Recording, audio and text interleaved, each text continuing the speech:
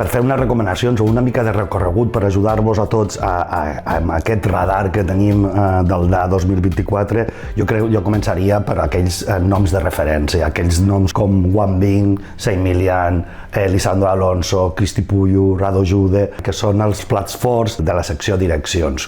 L'aposta del DA per al talent nacional està representada en el radar de les dues seccions, un impulso col·lectiu llargs i un impulso col·lectiu curts. Dues seccions on ens trobem a les pel·lícules més innovadores, més independents, més arriscades, com dues pel·lícules que han estat als festivals internacionals com La hojarasca i Història de pastores, a l'estrena mundial d'Orandi, una de les pel·lícules més poètiques que hem vist últimament. Després també tenim l'estrena de Tríptico, Solo arrojaron, o Sueños y pan, i en realitat aquesta secció, independentment de citar unes o no, és com prendre-li el pols al talent nacional. El DA sempre ha cuidat molt la paritat en el festival. Aquest any estem molt contents perquè tenim com 5 plats forts, que seria La clausura, amb Nina, d'Andrea Jaurrieta.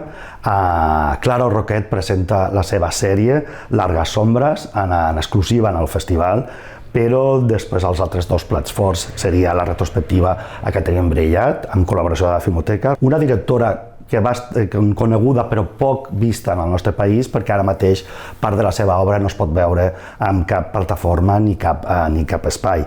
I l'altre plat fort és la presència de la directora de La Quimera i Lázaro Felice, Alice Rodenbacher, que presentarà i serà el premi d'aquesta edició. Talents és la nostra secció, la secció competitiva del DA. Són estrenos en el nostre país, a Espanya, i el que intentem sempre és mirar o tindre una mirada molt acurada en aquell cinema internacional, especialment a l'europeu, i on hi hagin aquestes noves veus i noves temàtiques. Tenim obres contundents com Girl, Family Portrait, que podria representar el millor cine indi americà, Paradise is Burning, i després amb la presència del talent nacional, amb Llobàs i amb Un lugar común.